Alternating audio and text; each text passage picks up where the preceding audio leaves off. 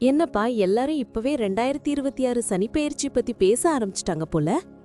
ஜோதிட உலகத்துல இதுதானே இப்போ ஹாட் டாபிக். ஆமாங்க, சனி பகவான்னாலே ஒரு தனி பயமும் மரியாதையும் எல்லாருக்கும் இருக்குல்ல.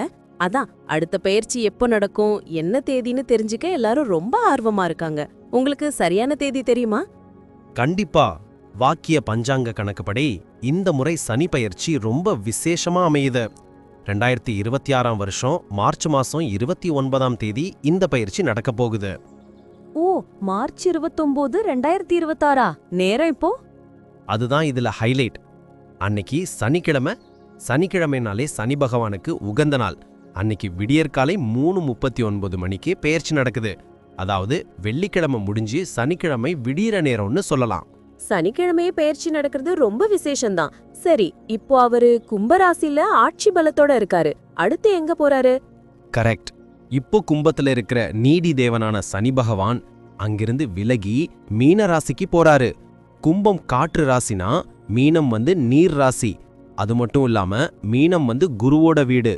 அதாவது ஞானம் மற்றும் ஆன்மீகத்தை குறிக்கிற இடத்துக்கு சனி பகவான் அடியெடுத்து வைக்கிறாரு. ஓஹோ, அப்போ இது மிகப்பெரிய மாற்றமா இருக்கும் போலயே. நிச்சயமா. சனி பயிற்சிங்கிறது சும்மா இல்ல. ஒவ்வொரு 2.5 வருஷத்துக்கும் ஒரு முறை நடக்கிற இந்த நிகழ்வு தனிப்பட்ட மனுஷங்க வாழ்க்கையில மட்டும் இல்லாம சமூகம், அரசியல், ஏன் உலக அளவுல கூட பெரிய பெரிய மாற்றங்களை உண்டு பண்ணும் ஆற்றல் கொண்டது. உண்மைதான். ஆனா ஒரு சந்தேகம், சனி பகவான் மீனராசிக்கு போறதால மீனராசிக்காரங்களுக்கு மட்டும்தான் பலன் கிடைக்குமா, இல்ல மத்தவங்களுக்கும் உண்டா? நல்ல கேள்வி. சனி பகவான் ஒரு ராசியிலிருந்து இன்னொரு ராசிக்கு போகும்போது அந்த குறிப்பிட்ட ராசிக்காரங்களை மட்டும் பாதிக்க மாட்டார். அவரோட பார்வை மற்ற ராசியின் மேலேயும் விழும். ஜோதிடத்துல சனியோட 3, 7 மற்றும் 10ஆம் பார்வைகள் ரொம்ப முக்கியம். அதனால இந்த 12 ராசிக்காரங்களுக்குமே அவங்க கர்மாவுக்கு ஏத்த மாதிரி பலன்களும் மாற்றங்களும் கண்டிப்பா இருக்கும். சூப்பர். அப்போ ஒவ்வொரு ராசிக்குமான பலன்கள் என்னன்னு நம்ம விரிவா பார்க்கணும். கண்டிப்பா பார்க்கலாம். 12 ராசிக்கான பலன்களை அலசி ஆராயறதுக்கு முன்னாடி நேயர்களுக்கு ஒரு சின்ன வேண்டுகோள். ஆமா மக்களே, இந்த மாதிரி பயனுள்ள ஜோதிட தகவல்களை உடனுக்குடன் தெரிஞ்சுக்க மறக்காம நம்ம சேனலை சப்ஸ்கிரைப் பண்ணிக்கோங்க. அப்படியே பக்கத்துல இருக்கிற பெல் பட்டனையும் கிளிக் பண்ணி வச்சுக்கோங்க. அப்பதான் நாங்க போடுற வீடியோ உங்களுக்கு நோட்டிபிகேஷனா வரும். சரியா சொன்னீங்க. சரி வாங்க, இப்போ வீடியோக்குள்ள போய் ஒவ்வொரு ராசிக்குமான பலன்களை விரிவா பார்க்கலாம். என்னப்பா ரொம்ப யோசனையா இருக்க? என்ன விஷயம்? ஒன்றும் இல்லப்பா, இந்த 2026 சனிப்பெயர்ச்சி வருதில்ல, நான் வேற மிதுன ராசி. பொதுவாகவே சனினாலே பயமா இருக்கு. அதுவும் இந்த முறை 10ஆம் இடத்துக்கு வராருன்னு சொல்றாங்க. அதான் என் நிலைமை எப்படி இருக்குமோன்னு யோசிச்சுட்டு இருக்கேன். அட, இதுக்கா கவலைப்படுற? பயப்பட ஒன்றும் இல்ல. சனி பகவான் 10ஆம் இடத்துல, அதாவது கர்மஸ்தானத்துல சஞ்சரிக்க போறாரு. இது தொழில் ஸ்தானம். மிதுன ராசிக்கு இது ஒரு முக்கியமான காலகட்டம். நான் தெளிவா சொல்றேன் கேளு. சனி 10ல உட்காந்து அங்கிருந்து 12ஆம் வீடு, 4ஆம் வீடு, அப்புறம் 7ஆம் வீட்டை பாப்பாரு. இதுல பாசிட்டிவும் இருக்கு, கொஞ்சம் கவனமா இருக்க வேண்டிய விஷயங்களும் இருக்கு. அப்படியா? முதல்ல குடும்ப விஷயத்த சொல்லுப்பா. வீட்ல நிம்மதி இருக்குமா? கண்டிப்பா இருக்கும், ஆனா கொஞ்சம் பொறுமை தேவை. சனி தன்னோட 10ஆம் பார்வையால உங்க 7ஆம் வீட்டை, கலத்திர ஸ்தானத்தை பாக்கறாரு. இதனால கணவன் மனைவிக்குள்ள சின்ன சின்ன ஈகோ மோதல்கள், கருத்து வேறுபாடுகள் வரலாம். அதுக்காக பயப்பட வேண்டாம், இதெல்லாம் நிரந்தரமில்ல. விட்டு கொடுப்பவர் கெட்டுப் போவதில்லைன்னு சொல்ற மாதிரி நீங்க கொஞ்சம் அனுசரிச்சு போனா வாழ்க்கை சுமூகமா இருக்கும். புரியுது. அப்போ வீட்ல மத்தவங்க உடல்நிலை? அங்கதான் நீ கொஞ்சம் உஷாரா இருக்கணும். சனியோட பார்வை 4ஆம் வீட்டு சுகஸ்தானம் அல்லது மாத்ருஸ்தானம் மேல விழுது. இதனால அம்மா வழி உறவுகள்ல சின்ன மனஸ்தாபங்கள் வரலாம். முக்கியமா அம்மாவுக்கோ இல்ல தாய் மாமனுக்கோ உடல்நிலையில சின்ன தொந்தரவுகள் வரலாம். வயசானவங்க வீட்ல இருந்தா அவங்க ஆரோக்கியத்துல நீங்க கூடுதல் கவனம் செலுத்தணும். சரிப்பா, எனக்கு இப்போ பெரிய கவலையே என் தொழில், கெரியர் தான். வேலை பளு எப்படி இருக்கும்? புதுசா தொழில் தொடங்கலாமா? மிதுன ராசிக்கு 10ஆம் இடத்துல சனி வரது கர்ம சனின்னு சொல்வாங்க. வேலை பளு கண்டிப்பா அதிகமாகும். நீங்க சாதாரணமா போடுற உழைப்பை விட 2 மடங்கு உழைக்க வேண்டியிருக்கும்.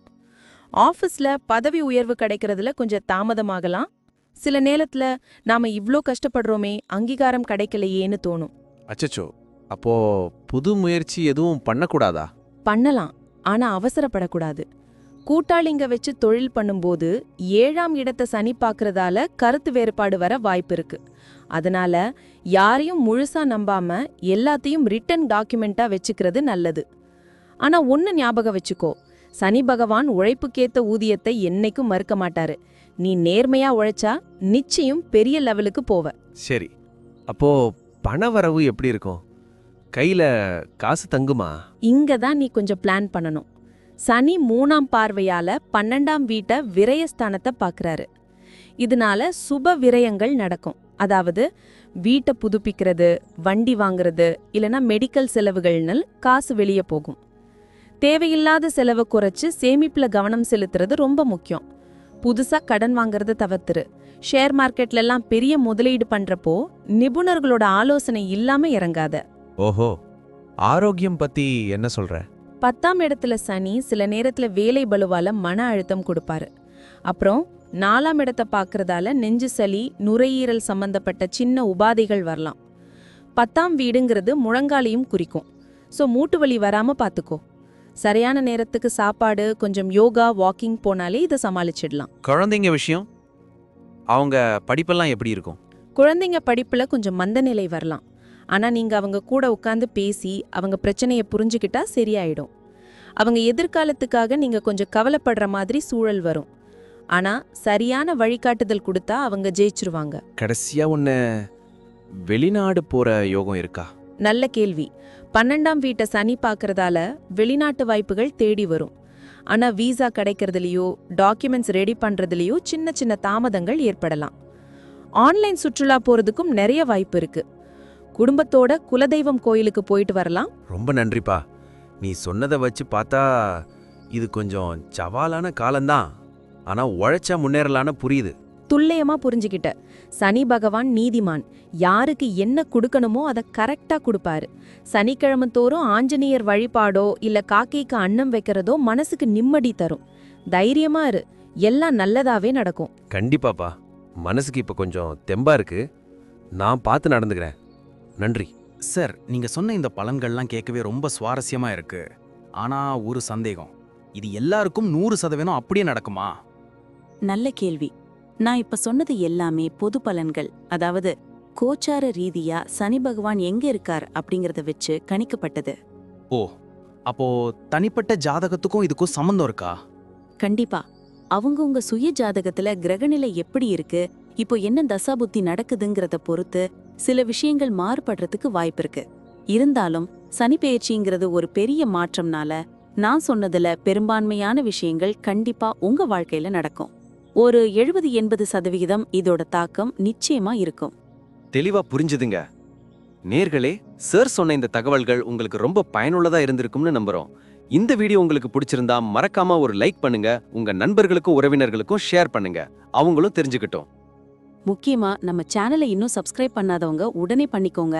அப்படியே பக்கத்துல இருக்க பெல் பட்டனை கிளிக் பண்ணி அதுல ஆல்ங்கிற ஆப்ஷனை செலக்ட் பண்ணி வச்சுக்கோங்க. அப்போதான் நாங்க அடுத்தடுத்து போடுற பயனுள்ள வீடியோக்கள் உங்களுக்கு உடனுக்குடன் நோட்டிபிகேஷனா வரும்.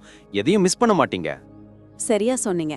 வரப்போற இந்த சனிப்பெயர்ச்சி உங்க எல்லாருக்கும் பெரிய வெற்றியை தரணும்னு நான் வேண்டிக்கிறேன். உங்களுடைய எதிர்கால வெற்றிக்கு என்னோட மனமார்ந்த வாழ்த்துக்கள். ரொம்ப நன்றி சார். நன்றி. வாழ்க வளமுடன்.